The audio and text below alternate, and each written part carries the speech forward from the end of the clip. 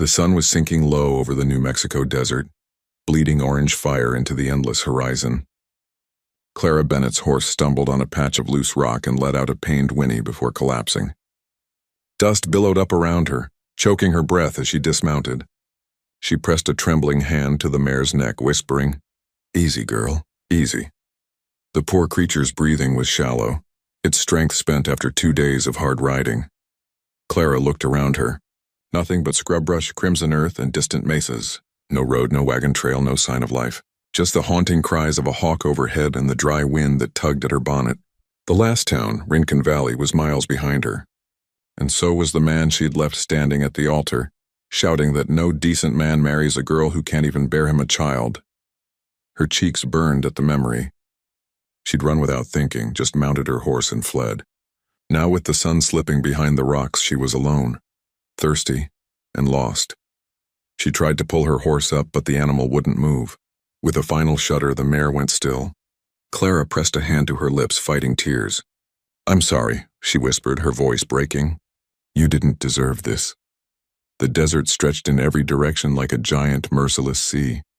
If she didn't find water or someone by nightfall, she'd be just another forgotten soul buried under the sand. She grabbed her small travel bag, tied her skirts higher to her knees, and started walking toward a narrow canyon in the distance. The air shimmered with heat, and her boots sank into the powdery soil. Each step echoed the voice of her past, her father's warnings, her fiancé's cruel words, the town's whispers. She's fragile. A girl like her couldn't last a week without help. Pretty face, no purpose. Her throat tightened. Maybe they were right. By the time she reached the canyon, the last light of day was dying. The rock walls rose around her like dark sentinels, catching the final streaks of sunset. She thought she heard water, a faint trickle. Hope surged through her, and she stumbled toward the sound. Then she froze. A man was there. He stood by a shallow stream, bare-chested, his skin the color of burnished copper, long black hair braided loosely down his back. He was mending something, an arrow maybe. His eyes lifted as she stepped forward, and in an instant, she knew he'd heard her long before she saw him. For a moment, the world went still. Clara's pulse pounded in her ears. The stories from town came rushing back. Whispers of Apache raiders, of fierce warriors who moved like shadows. But this man didn't raise a weapon. He just watched her with unreadable calm, his gaze steady as stone. She swallowed hard and forced herself to speak. "Please, I don't mean harm. My horse, she's dead. I just need water." He didn't answer at first, only tilted his head slightly. Then in a low, smooth voice touched by accent, he said, "You are far from your home." "Yes," she whispered. "Too far." He nodded once, then gestured to the stream. "Drink." She hesitated, unsure if she should trust him, but thirst won. Kneeling, she cupped the cool water in her palms, the taste of life itself flooding her tongue. When she finally looked up, he was still there, crouched across from her, watching quietly. "What's your name?" she asked. "Tasunki." His tone was calm, almost soft. "And you?" "Clara." He repeated it, the syllables rolling strangely from his lips. "Clara." Somehow her name sounded different when he said it. Stronger. She tried to offer him a coin from her bag. "Please, I can pay you for your help." A faint smirk tugged at his mouth, but not in mockery. "Apache do not take coins for kindness," she blushed, fumbling. Then what can I give you?" For the first time, something flickered in his eyes, a shadow of sorrow or maybe amusement. His answer came quietly, but it struck her like thunder. "No one marries a girl, white lady, but I can birth babies." She blinked, confused, thinking she'd misheard. What does that mean?"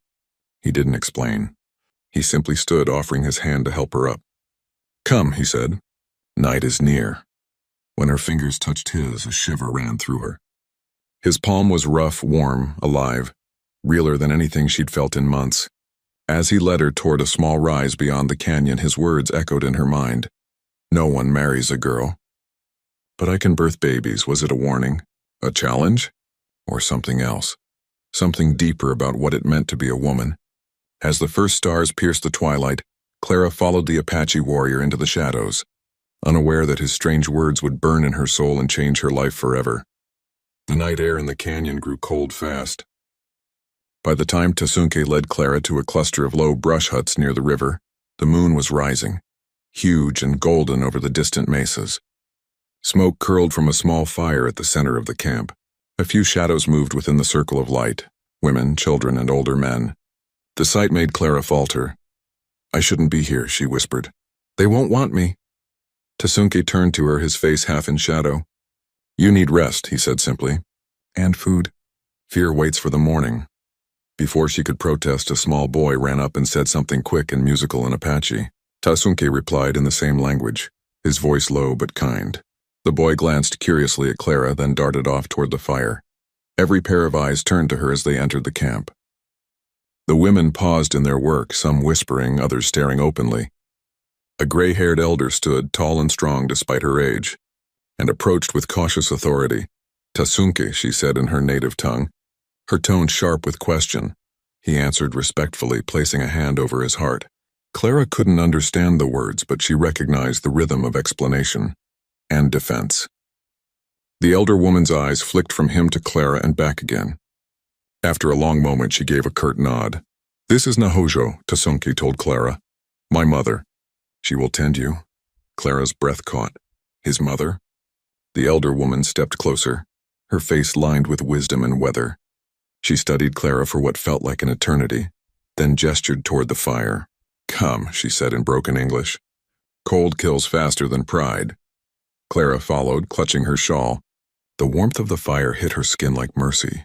Nahojo handed her a wooden bowl filled with some kind of stew, rich with herbs and wild meat.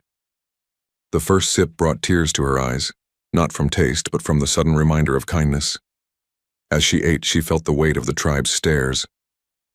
The younger women giggled softly among themselves, one whispering, "She burns in the sun like dry paper." Another mimed her skirt with an exaggerated flourish. Clara flushed scarlet, wishing she could vanish. Tasunki said something in Apache, sharp and brief. The laughter died instantly. Then he walked off toward the edge of camp, checking the horses, his tall form blending with the darkness. Nahojo placed a hand on Clara's shoulder. "He bring you here. You safe?" Clara managed to smile. "Thank you." "I didn't mean to intrude." The elder woman shook her head. "You not intrude, you live." "That enough?" They sat together in silence, the fire crackling between them. Clara studied the Apache women as they worked, grinding corn, mending hides, calming restless children. Their movements were steady, efficient, grounded. They didn't wait for permission to act. They simply did. It stirred something inside her. Back home, she'd always been told what to do, how to sit, how to speak, how to keep her opinions to herself. She'd been told that gentleness was her virtue, obedience her crown. But here, among these women who worked and spoke with strength, she felt the small flicker of something unfamiliar, respect for her own will. Later that night, when most had gone to sleep, she wandered to the stream's edge. Tasunki was there, kneeling by the water, washing his hands. The moonlight caught the curve of his cheek, the long scar that crossed his shoulder. She hesitated. "I think your people don't like me," she said quietly. He looked up, eyes steady.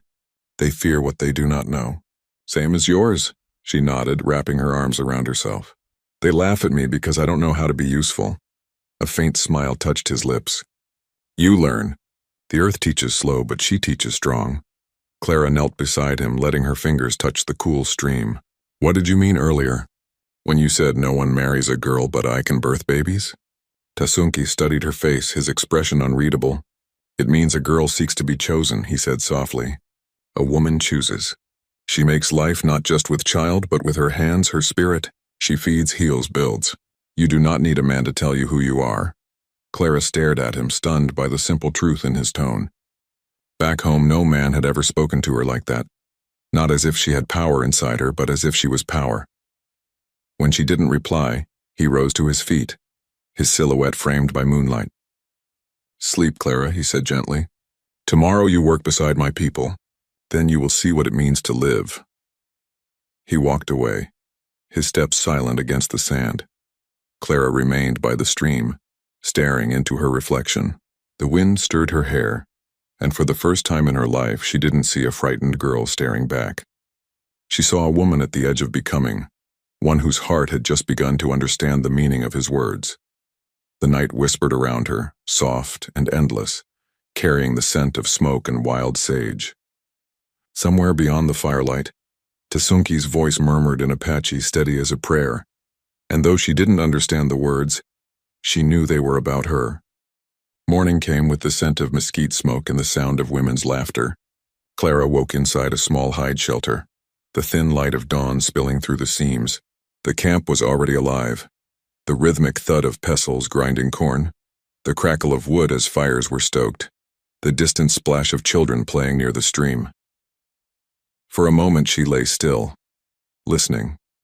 It felt strange to be somewhere that moved without her. Back home, every noise had belonged to duty. A bell for prayer, her father's voice calling orders, her fiancé's footsteps in the hall. Here, life seemed to unfold on its own. When she stepped outside, Nahuzo was waiting with a shallow clay bowl. "Eat," she said simply. "Then help." Clara nodded and did as she was told. The porridge was thick and earthy, unlike anything she'd ever eaten. She didn't complain. She was too grateful. Tasunki was across the camp teaching a young boy how to restring a bow. He didn't glance her way, but his presence steadied her somehow. She wasn't sure if it was comfort or confusion. Maybe both. The women began preparing meat near the main fire. Nahozo motioned for Clara to join. The other women, Lulu, a sharp-tongued girl no older than 20, and Atsa, a broad-shouldered mother of 3, watched with polite curiosity as Clara took a knife and tried to mimic their movements. Her hands trembled. The blade slipped. Atsa chuckled kindly. No, you cut too small. The fire eat that too fast," Lulu smirked. "Maybe she think meat like her fancy bread, soft and pretty." The other women laughed, not cruelly but with teasing warmth. Still, heat rushed to Clara's face. She tried again, but the knife caught, tearing the meat ragged. Lulu leaned over, her tone half playful, half proud. "City doll don't know how to feed a man, eh?"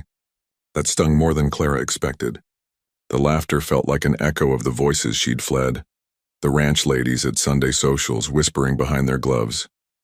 "She's delicate, not built for real life." Her chest tightened. Without thinking, she set the knife down too hard, the sound sharp in the air. "I'm trying," she said softly, but the laughter only grew. One of the younger girls pointed to her skirt, singed from the fire. "She even cooked her clothes." Even Nahozo smiled faintly. Clara's pride broke. She turned and walked away, blinking fast against tears. She didn't know where she was going. Just away from their laughter, their easy grace, their strength that made her feel like a child again. She stumbled toward the canyon edge, her breath coming hard, her heart pounding with old shame. She stopped only when she reached the river bend. The water glimmered in the sun, smooth and endless. For the first time since arriving, she wanted to scream. "Why did I even come here?" she muttered to herself. "I'm not like them. I can't do anything right." Behind her, a low voice said, "You leave fire too soon." "It still needs tending." She turned sharply. Tasunki stood a few paces away, arms crossed, his expression calm. "They were laughing at me," she said, the words tumbling out, "like I'm some foolish child." "They laugh because they see you learning," he said.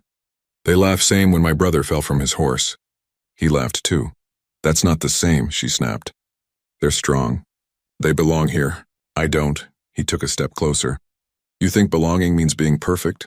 She looked away, ashamed of the tears that threatened. "You wouldn't understand." Tasunki's tone softened. "I understand better than you think. My people once laughed at me too, when I was a boy who spoke to the wind and not to the chief.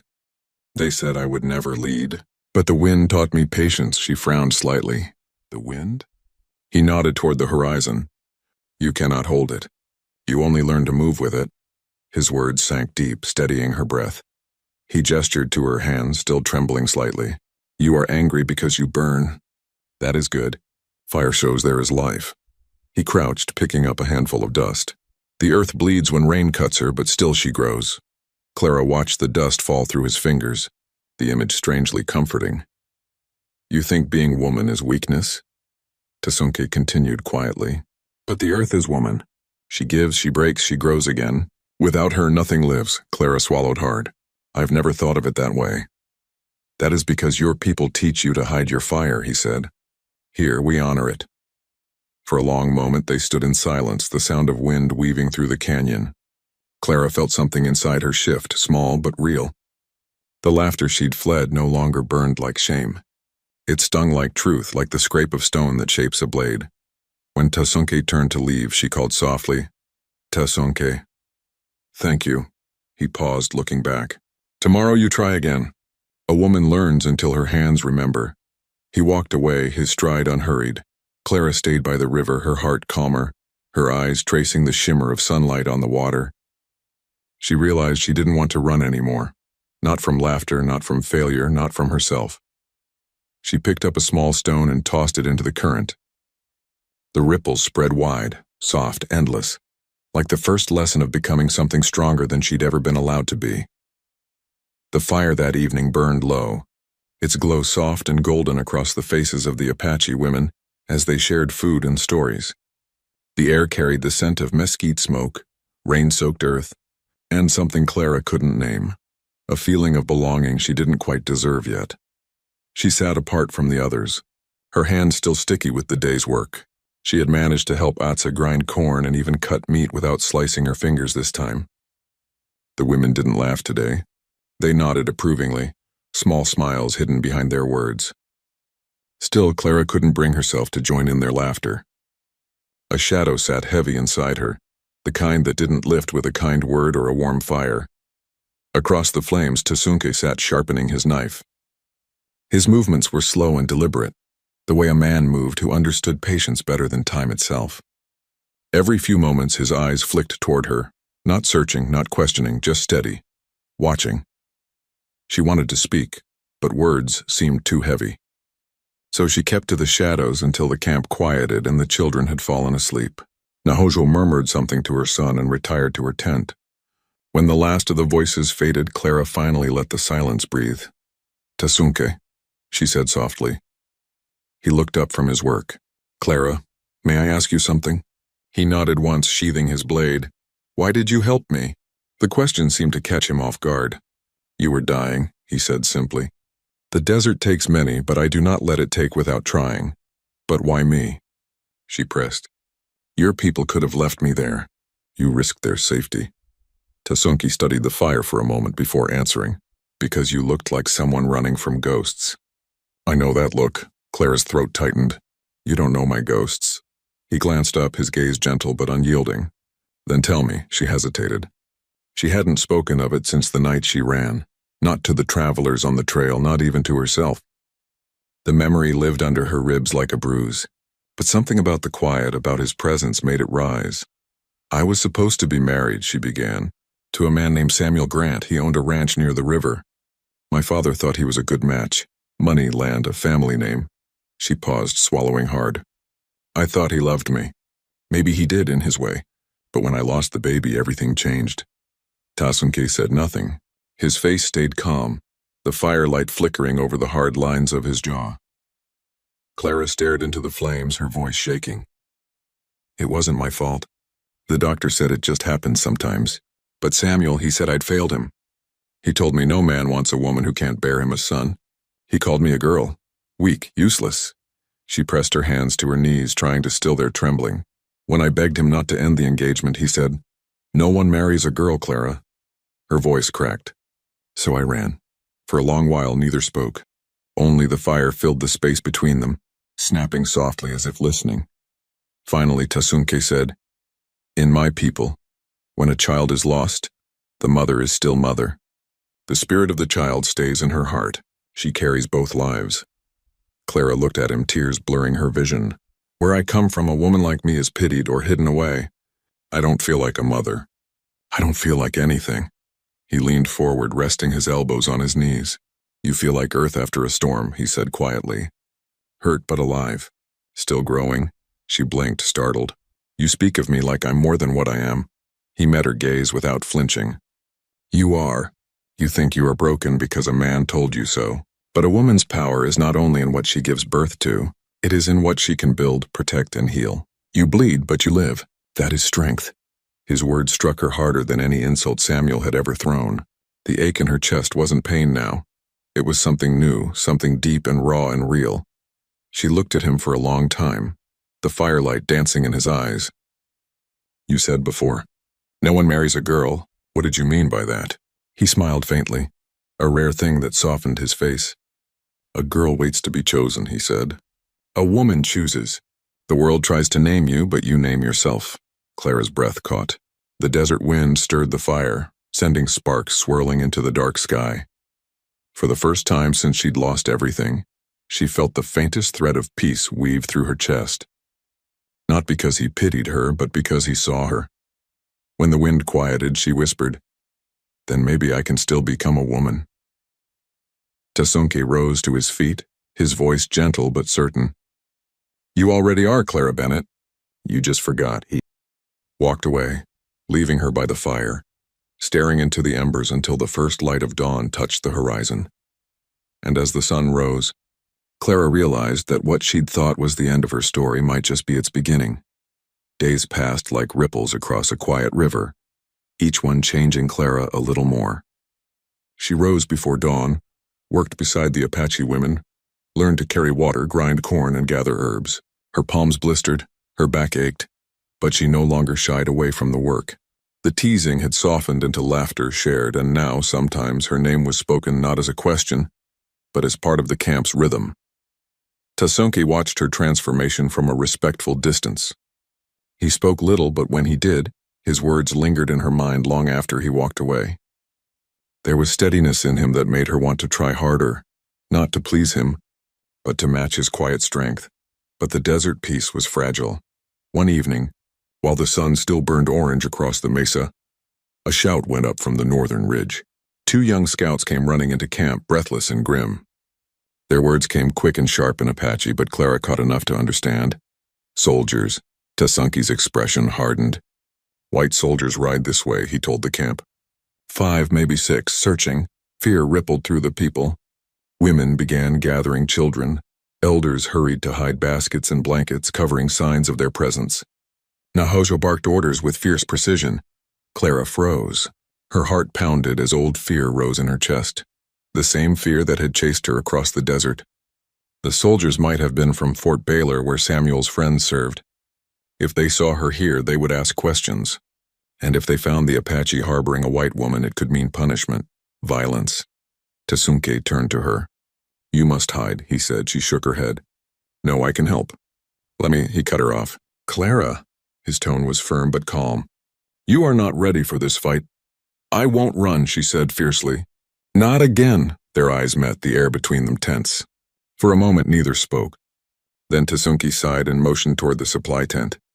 "Then help the women. Hide the children first. Then the horses." "Move fast," she did as he said. The camp came alive with motion, quiet, efficient, desperate. Clara helped Atsa lift a toddler into a hollow beneath a fallen tree, covering the space with branches. She whispered words of comfort, her own voice trembling. Then she helped gather water skins and food, hiding them under woven mats. From the ridge came the sound of hoofbeats. Clara's breath caught. She peered through the trees as 5 soldiers approached, dust rising behind them like a storm. Their blue coats gleamed against the sun. One of the men called out, "We're looking for a runaway." A white woman traveling alone on a brown mare. "Seen anyone like that?" The Apache stood silent. Tasunke stepped forward slowly, his posture calm, commanding. He said something in his native tongue, his tone even, respectful. The lead soldier frowned, clearly not understanding or not caring. Clara's stomach nodded. One of the younger soldiers scanned the camp and shouted, "Check the tents." Panic surged through her.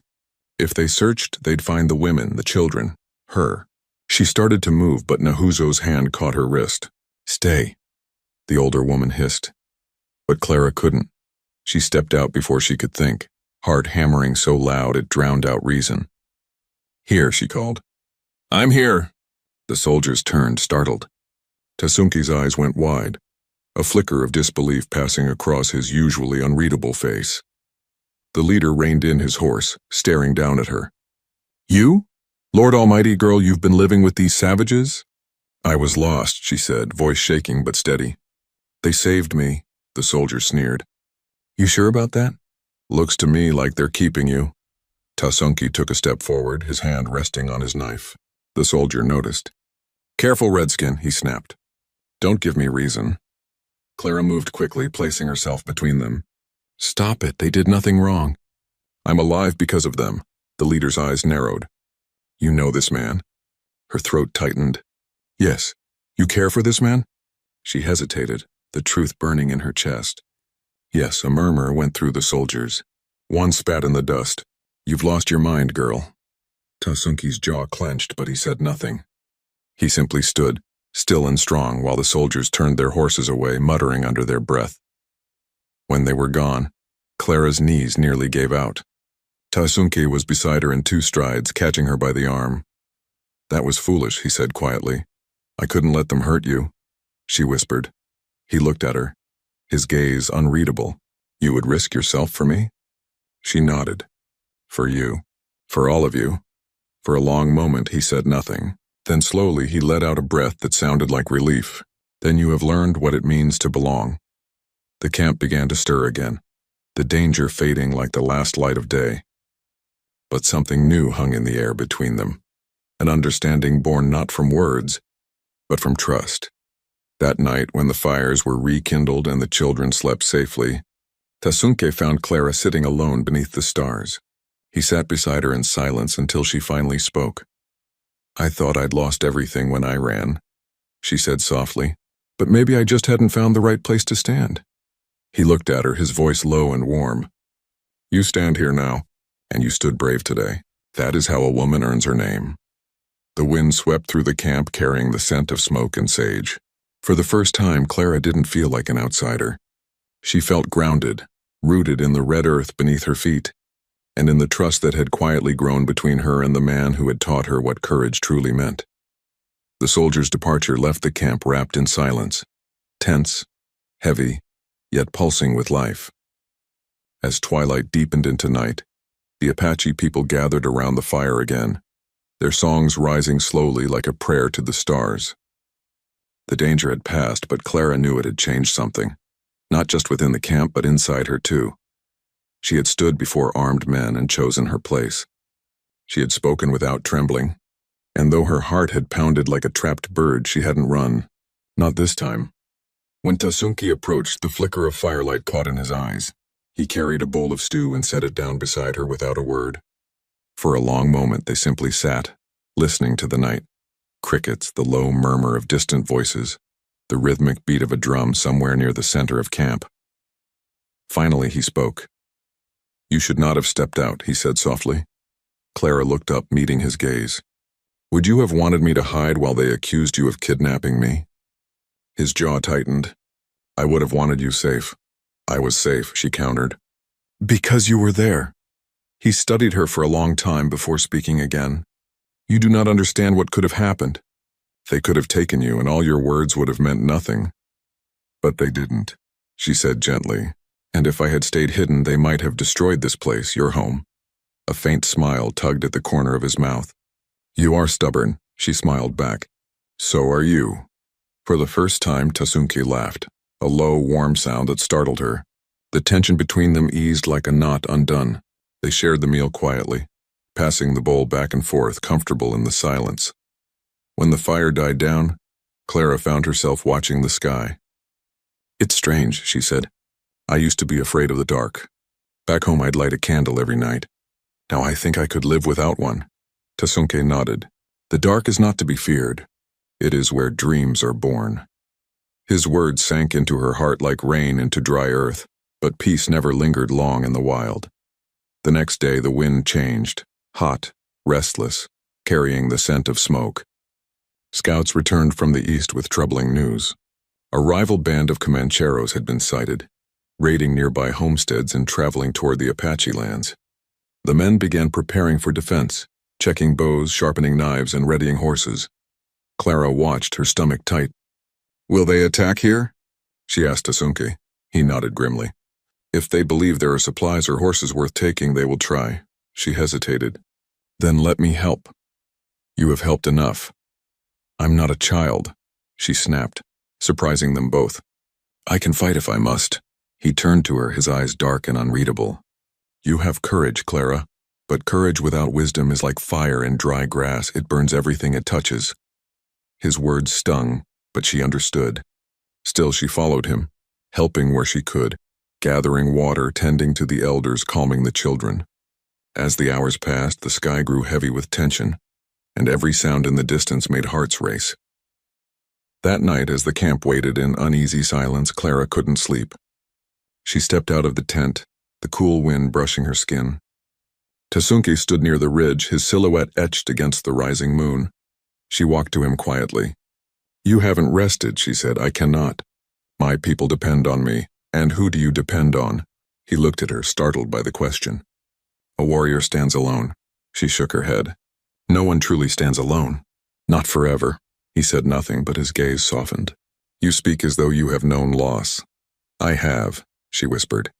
"And I've learned that being alone doesn't make the pain smaller. It just makes it harder to heal." For a long moment, the only sound was the wind. Then slowly he reached out and touched her hand.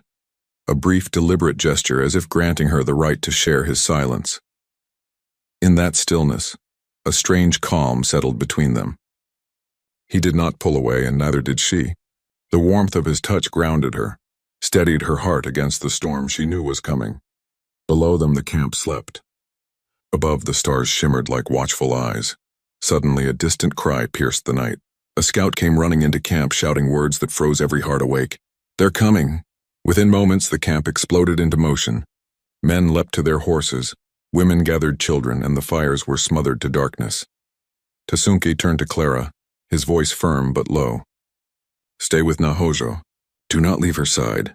She nodded, but as she watched him mount his horse, something deep inside her twisted. She couldn't bear the thought of him riding out into danger alone. Before she could speak, he leaned down, his hand brushing her cheek. "Whatever happens, remember, fire burns bright because it has something to protect." Then he was gone, riding into the dark with his warriors. Clara stood frozen, her breath shallow, her heart pounding in her throat.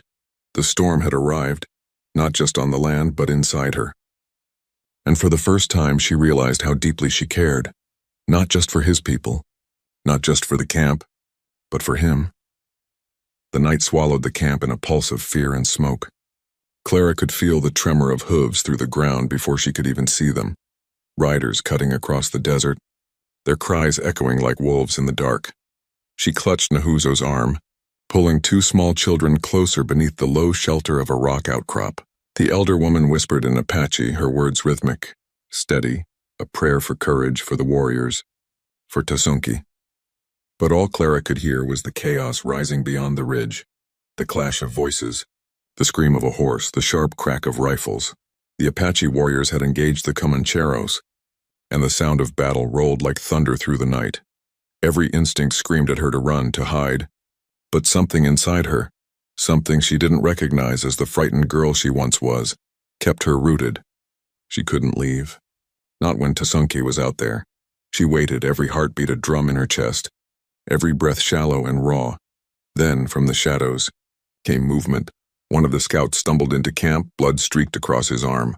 "They came from the east," he gasped in Apache. "We pushed them back, but they are many.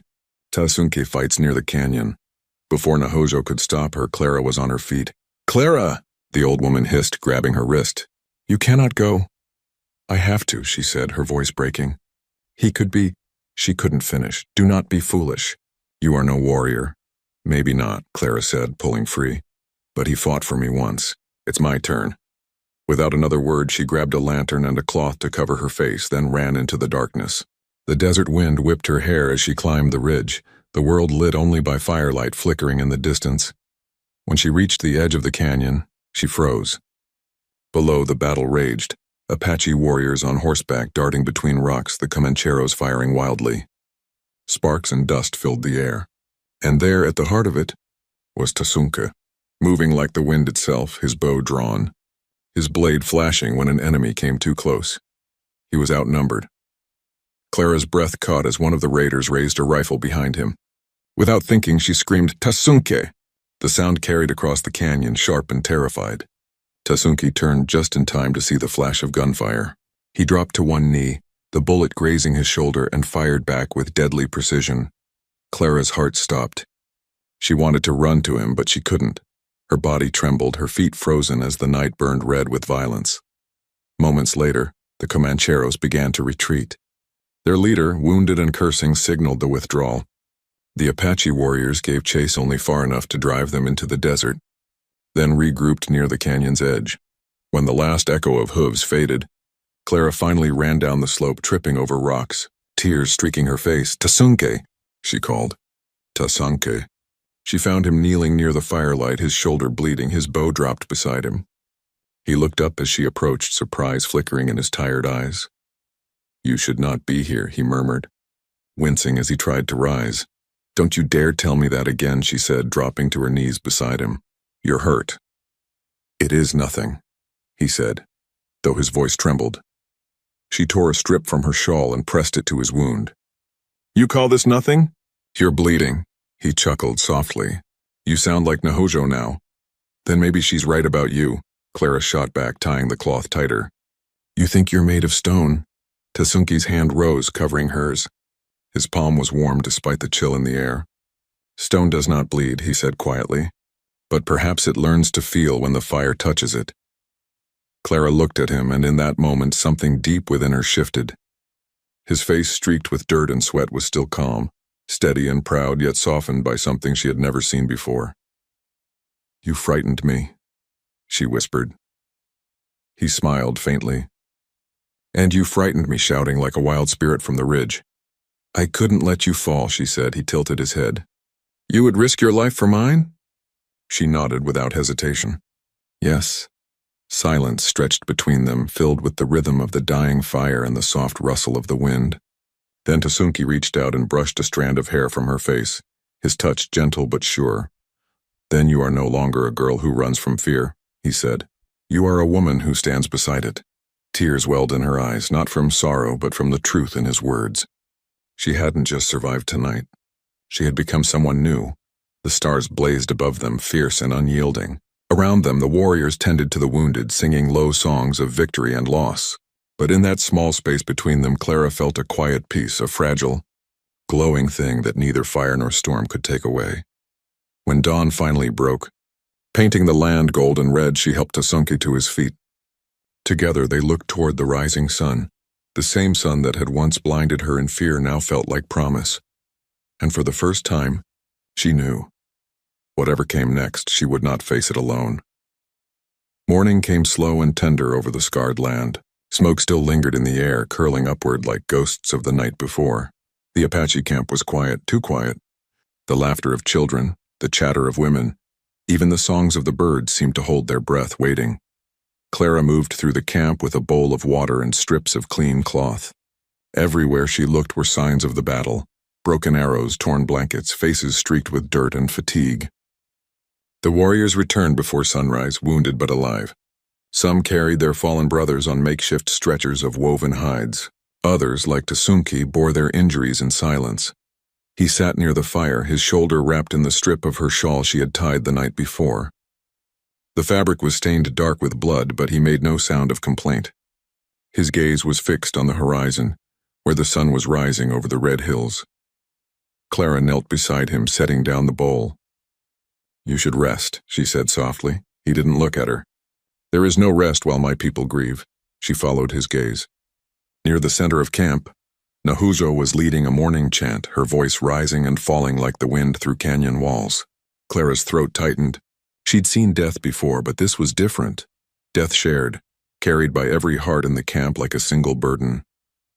"You saved them," she said. "You led them." Tasunke's eyes flicked to her, dark and unreadable. A leader is only as strong as those who stand with him. "Last night you stood." She swallowed hard, remembering the fire, the cries, his blood on her hands. "I was terrified." "So was I," he admitted quietly. "Courage does not mean fear is gone. It means you move anyway." Their eyes met, and for a moment the world stilled. The camp, the grief, the smoke, all of it faded. Only the two of them remained, bound by the truth that they had both crossed a line they could never return from. Nahojo approached then, carrying a small clay pot. She smiled faintly at Clara before kneeling to tend Tasunke's wound. "You both live," she said in her measured tone. "That is what matters." Clara helped her apply fresh herbs to the wound. "Will he heal?" The old woman chuckled. "He has the heart of a bear. He will heal." Then, lowering her voice, she added, "You, however, you have changed." Clara blinked. "Changed?" "Yes." Nahojo's eyes softened. "You walk now with purpose.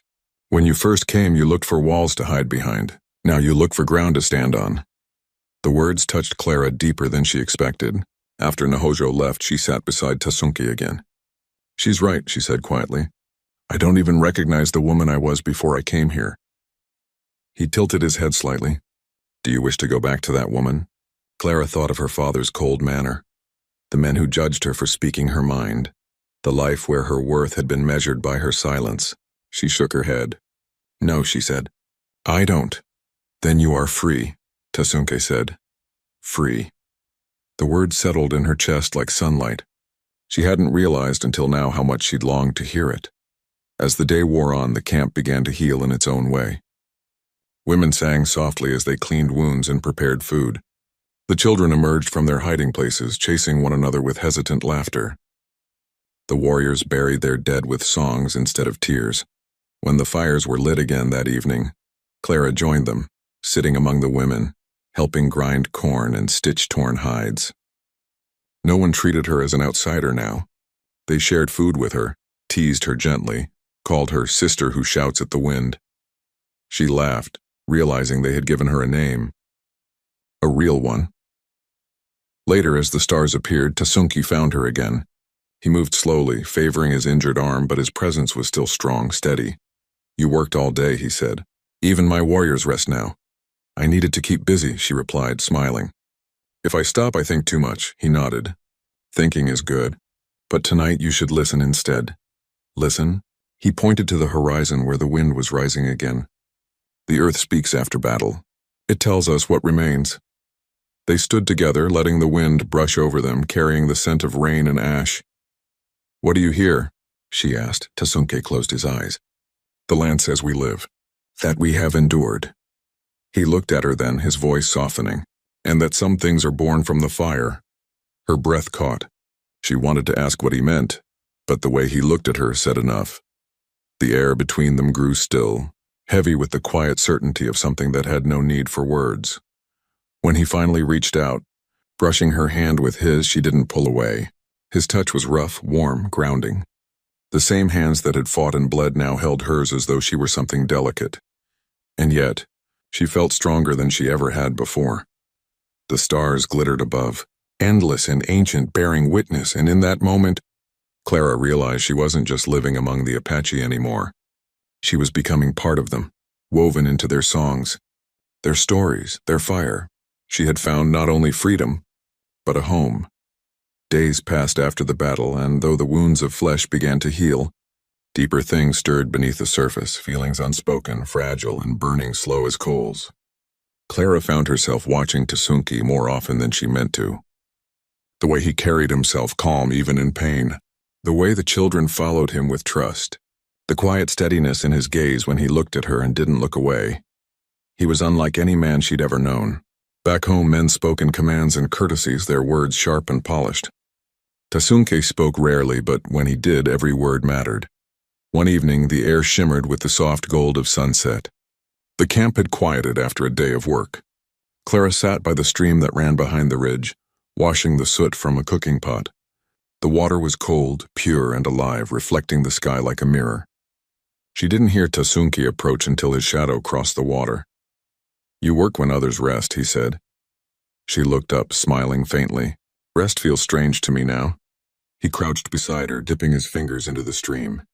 You have changed more than I thought possible. Have I? She asked softly. Yes. He studied her face. When you came, your eyes searched for walls. Now they search for meaning. His words touched something inside her, something that made her chest ache. She looked down at the rippling water. Meaning, she murmured. I don't know if I've ever known what that is. I used to think it meant duty or reputation. But here, she looked up again, meeting his gaze. It feels different, Tasunke nodded slowly. Here, meaning is what survives when the storm is over. She thought of the night of fire, the screams, the blood, the fear, and how she had run toward it instead of away. She thought of the children's laughter, Nahujo's kindness, the songs by the fire, and him, always him. Tasunke, she said hesitantly, when you said, some things are born from fire. Did you mean me? He was silent for a long time. The water whispered between them, catching the light of the fading sun. Finally, he said, I meant both of us. Her heart fluttered, uncertain. Both? He nodded, his eyes steady and soft. Fire does not only destroy, it shapes. It teaches what cannot be unlearned. You have burned away your fear, and He paused, his voice lower now.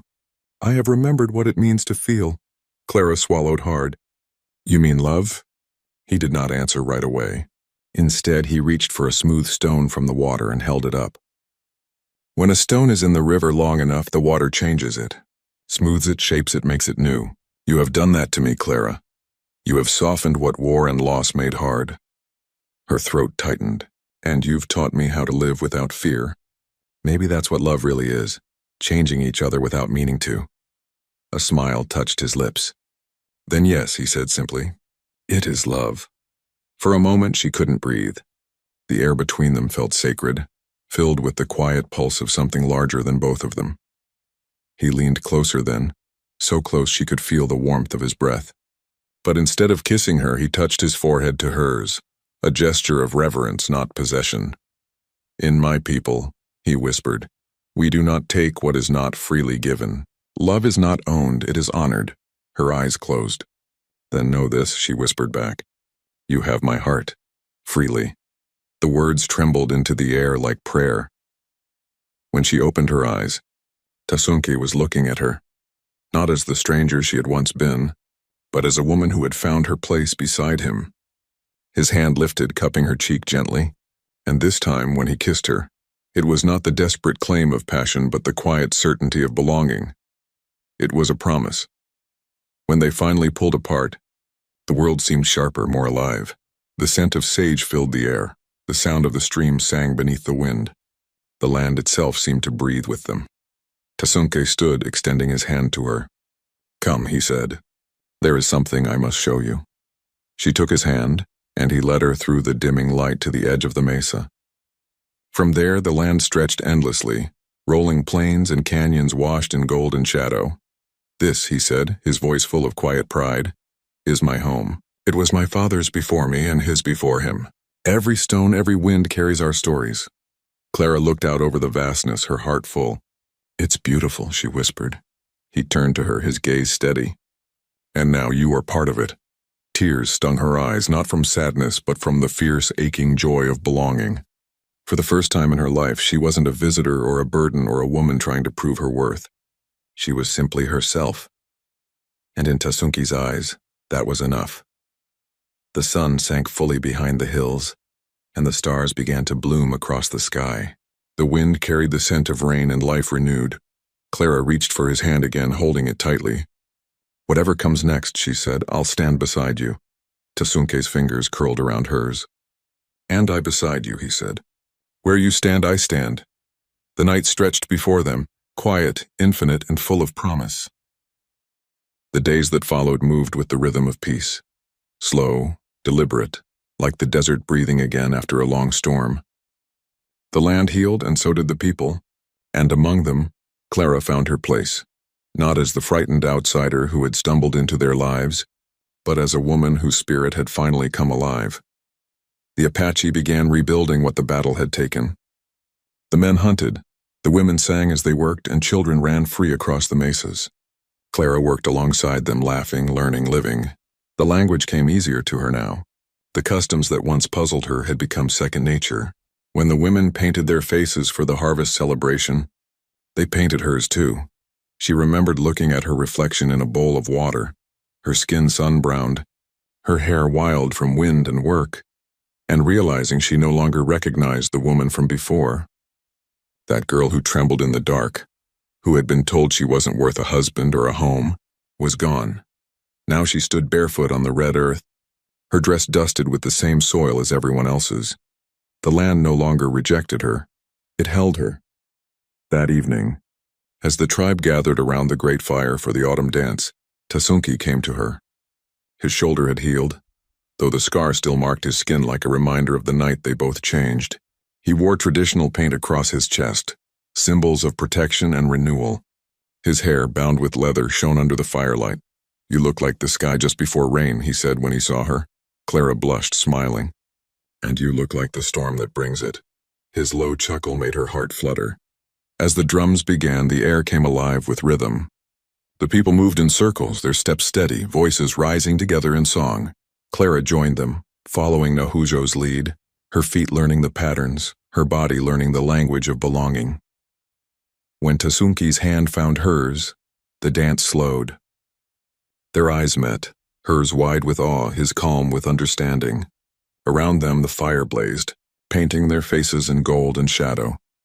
"I never thought I would find peace again," Clara whispered. "Peace finds those who stop running from it," he replied. She leaned closer, her voice soft. "When I first came here, I told you no one marries a girl like me." "I remember," he said, smiling faintly. "And I told you that you can birth life." She laughed gently. "You changed me with those words." Tasunke shook his head. "No, you changed yourself. You only needed someone to remind you that you were already strong." For a long moment they stood together as the people danced around them, the stars burning bright above. Then Nahojo's voice called out something in Apache, and the music shifted. Tasunki took Clara's hand again and led her toward the center of the circle. The drums slowed. The air grew still. The elder raised her hands and spoke to the gathered people. Words Clara could not fully understand, but she caught enough to know what they meant. Nahujo's voice carried like wind through the canyon. "A woman came from the east, carrying no tribe, no name, but she has walked through fire and fear, and she stands now as one of us. The land accepts her. The spirits know her. She is woman. She is strength." Then the elder turned to Tasunke. "And you, son of the eagle, have chosen her heart." Tasunke bowed his head in reverence. "Yes." The elder nodded, then faced Clara, her eyes shining. "Do you accept this man's spirit beside yours?" Clara's throat tightened, her heart trembling. She met Tasunki's gaze, saw the truth in his eyes, the steadiness, the love, the promise. "Yes," she said softly, her voice breaking. "I do." The crowd erupted in song, voices lifting to the stars, drums echoing across the valley. Tasunki took her hands and pressed them against his chest. "Now the land knows us," he said. "We belong to it and to each other." Tears slid down her cheeks, but she smiled through them. "You've given me more than a home, Tasunke. You've given me myself." He touched her cheek gently. "No one gives you that, Clara. You claimed it when you stopped being afraid." They stood together as the dance began again, the flames rising high, sparks drifting into the sky. Clara leaned into him, her heart steady with the rhythm of the drums. When the celebration ended and the fire dimmed to embers, Tasunke led her to the edge of the mesa where the desert stretched beneath the stars. The night was vast, endless, a sea of silver light. He wrapped his arm around her shoulders and she rested her head against him. "I used to think freedom meant being alone," she whispered. "Now I know it means being where your soul is understood." Tasunke nodded. "And your soul speaks the same language as this land now." She smiled, closing her eyes. The wind brushed her skin, cool and tender. "Then I'll never leave it." He turned toward her, his voice soft. "You could cross 1,000 rivers, Clara, and the land would still remember your footsteps. You belong to the sky now, to everything that endures." The stars shimmered above, eternal witnesses to their bond. The land that had once seemed so cruel now cradled them both in peace. And somewhere deep inside, Clara heard the echo of her own voice, the frightened girl she once was, whispering her final goodbye. The woman who remained stood tall beside her warrior, her heart steady, her soul wide as the horizon. She was no longer running. She was home,